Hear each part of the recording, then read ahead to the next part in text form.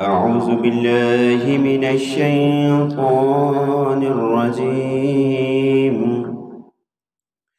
بسم الله الرحمن الرحيم. إذا وقعت الواقعة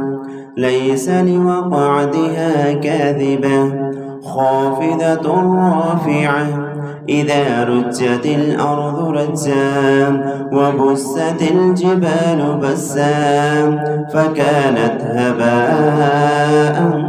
منبثا وكنتم أزواجا ثلاثا فأصحاب الميمنة ما أصحاب الميمنة وأصحاب المشأمة ما أصحاب المشأمة والسابقون السابقون أولئك المقربون في جنات النعيم ثلة من الأولين وقليل من الآخرين على سرر موضونة متكئين عليها متقابلين يطوف عليهم ولدان مخلدون بأكواب وأباريق وكأس من معين لا يصدعون عنها ولا ينزفون وفاكهة مما يتخيرون ولحم طير مما يشتهون وحور عين كأمثال اللؤلؤ المكنون جزاء بما كانوا يعملون لا يسمعون فيها لغوا ولا تأثيما إلا قيلا سلاما سلاما وأصحاب اليمين ما أصحاب اليمين في سدر مخضود وطلح منضود وظل ممدود وماء مسكوب وفاكهة كثيرة لا مقطوعة ولا ممنوعة وفرش مرفوعة إنا أنشأناهن إنشاء فجعلناهن أبكارا عروبا أترابا لأصحاب اليمين ثلة من الأولين وثلة من الآخرين وأصحاب الشمال ما أصحاب الشمال في سموم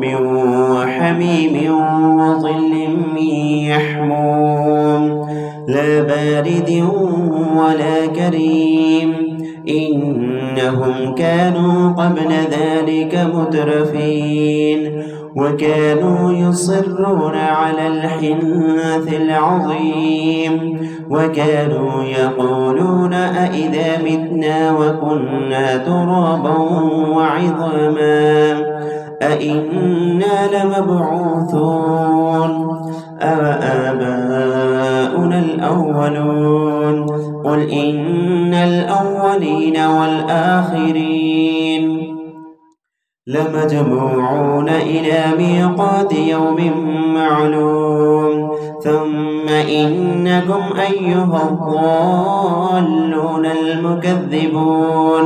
لآكلون من شجر من زقوم فمالئون منها البطون فشاربون عليه من الحميم فشاربون شرب الهيم هذا نزلهم يوم الدين نحن خلقناكم فلولا تصدقون أفرأيتم ما تمنون أأنتم تخلقونه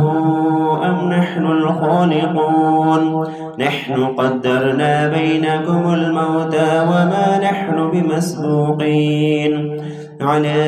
أن نبدل أمثالكم وننشئكم فيما لا تعلمون ولقد علمتم النشأة الأولى فلولا تذكرون أفرأيتم ما تحرثون أأنتم تزرعونه أم نحن الزارعون لو نشاء لجعلناه حطاما فظلتم تفكهون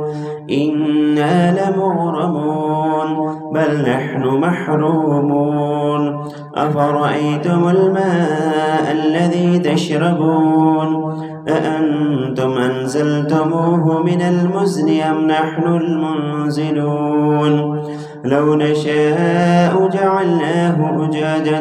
فلولا تشكرون أفرأيتم النار التي تورون أأنتم أنشأتم شجرتها أم نحن المنشئون نحن جعلناها تذكرة ومتاعا للمقوين فسبح باسم ربك العظيم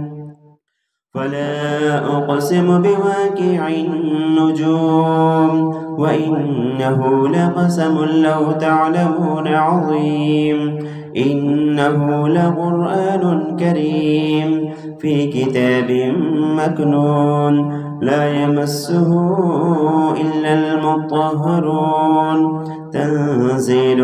من رب العالمين أفبهذا الحديث أنتم مدهنون وتجعلون رزقكم أنكم تكذبون فلولا إذا بلغت الحلقوم وأنتم حينئذ تنظرون ونحن أقرب إليه منكم ولكن لا تبصرون فلولا إن كنتم غير مدينين ترجعونها إن